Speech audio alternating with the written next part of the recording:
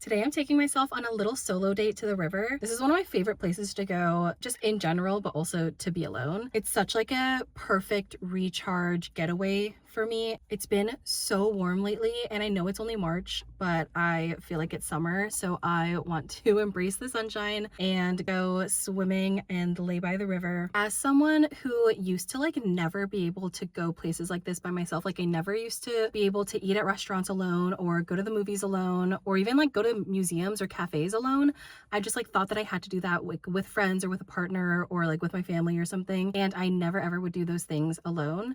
But a few years ago, I started working on just like pushing myself to get out of my comfort zone and do more things alone because I just was tired of waiting around for people to either be available or to do the things that I wanted to do. So I started pushing myself to just go do them alone. And it's honestly been pretty life-changing being able to like do things out in public by yourself. Since I first started working on pushing myself outside of my comfort zone in that way, I've like eaten dinner by myself in a restaurant with tablecloths, which I feel like was so daunting to me before. 5 years ago, never would have done. I've gone to the movies by myself. I regularly go to like museums and cafes by myself. I'll come out to places like the river or the beach or go to a pool by myself, and nobody cares. Like literally nobody has ever given me a weird look for being anywhere by myself. And just the more that I've done it, the more comfortable it's become. And now I honestly don't even think twice about most of those things. For this week's video, I thought it could be really fun to show you all my top 3 favorite solo dates that I take myself on. These are also all gonna be pretty budget friendly.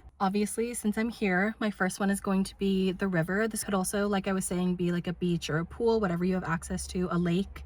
A lake is lovely. I personally love lakes and rivers probably the most just because I don't love like how like salty and sticky you feel after swimming in the ocean, and then like all the sand and everything is just like kind of a lot. There is sand at this river as well, so you know, but I love just like how refreshing a river or a lake feels. And I think rivers are probably my number one just because it's like running water and I feel like it's a lot cleaner than like a stagnant lake. Also, a lot of the lakes near where I grew up like had a lot of algae problems, so that's another reason I like rivers, just because I feel like it's probably better and a little bit safer to swim in. I started going to the river as a solo date a few years ago and it has remained one of my favorites. I love to just pack a bag, bring like a blanket, a towel, a book, and some lunch with me. That's like my favorite thing to do. One of my favorite lunches to get is actually just a deli sandwich from Safeway. I don't know why, but they're kind of really good and inexpensive. You get to build your own. This is just like the regular size sandwich and it was $9, which I feel like is not bad.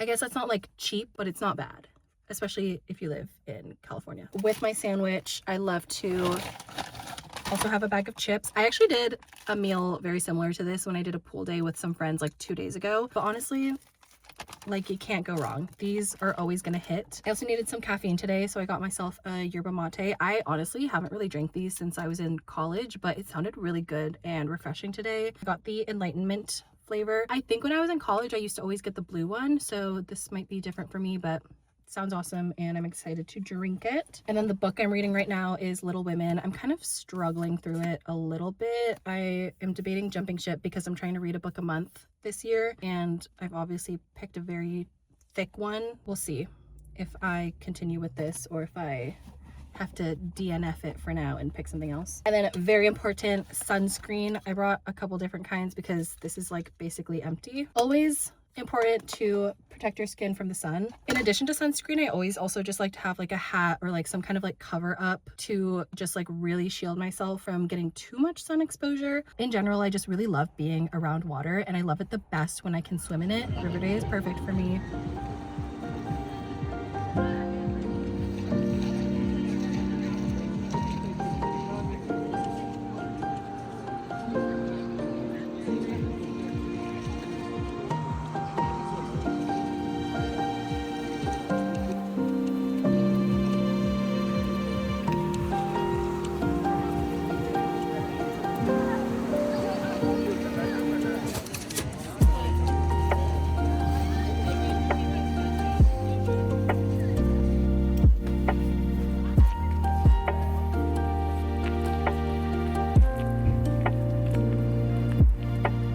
In no particular order, it's just my top 3, but my next favorite solo date spot is gonna have to be a museum visit. I love going to the museum. I can spend hours there. It's so peaceful and calming and fun, and I just like always have a great time when I go to the museum. I've managed to make museum visits pretty budget friendly because I take advantage of the like free resident ticket option that a lot of San Francisco museums will do for Bay Area residents. I don't know if that's a thing in like all cities, but definitely look up whatever your like nearest museum or your favorite museum is and see if they have any free days. Usually museums will, whether it's like the first Thursday of the month or like every Saturday like it is here. Usually museums will have a more like budget friendly option for their community because they want people coming to the museum. Another thing to do is to go through your library and see if your library has any museum tickets that you can book for free. That's another way that I like to make it very budget friendly. So I love a museum visit. Occasionally, if I get into the museum for free, I will treat myself to a little lunch at the museum cafe, but I don't do that very often. I think this is also a great one if you're kind of newer to the art of the solo date and you feel a little bit self-conscious going out in public by yourself.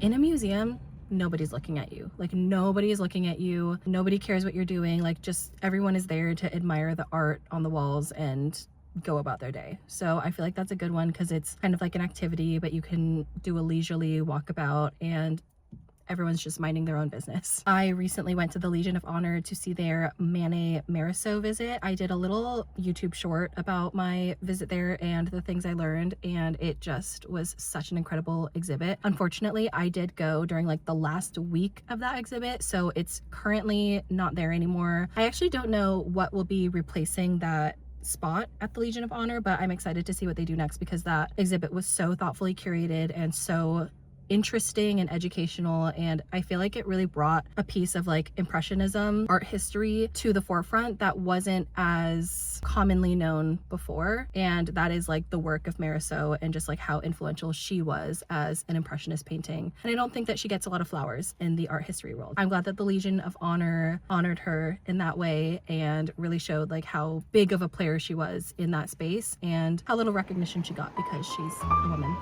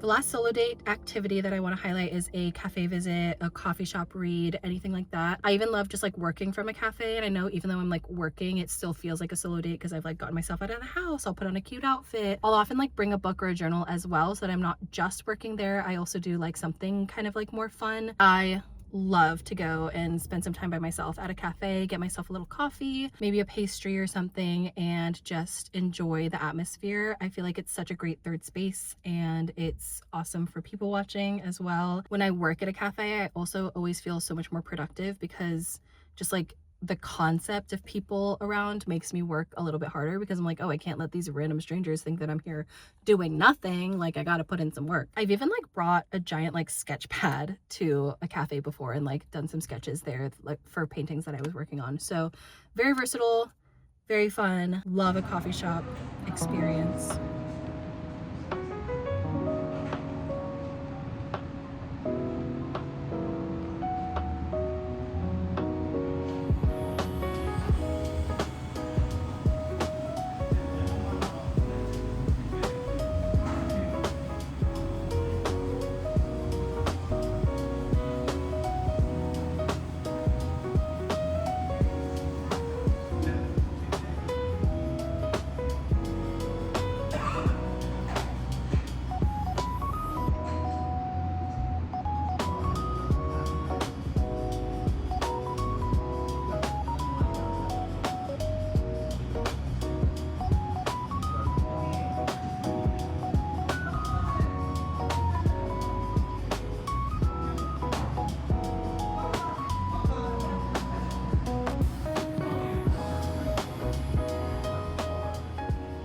Obviously, any of these things are also super fun to do with friends or with a partner or with your family. Being able to go out by myself and do them alone has also been incredibly empowering. It just like reminds me that like anything I can do with people, I can also do without people. And it's also just kind of like a nice recharge sometimes to do those things yourself and like get to soak it in and go at everything at your own pace. Those are my top 3 favorite budget-friendly solo dates that I love to take myself on. I try to do a solo date like once a week, if not once every other week. I think it's just so good to reconnect with yourself and spend a little bit of time just alone with your own thoughts and reflecting on like the space and the world around you. It's just been really fun. I feel like it also helps with a lot of like growth and learning about yourself when you go out and do things alone. Thank you so much for watching today's video. I hope you enjoyed and I hope this gave you some inspiration. Remember, nobody else is paying attention to you. No one cares what you're doing. So if it brings you joy and it's not hurting anybody else, go out and do it. I love a good solo date and I hope this inspires you to take yourself on one because you deserve it. I post videos every Thursday at 8 p.m. So subscribe if you would like a notification and I'll see you next week.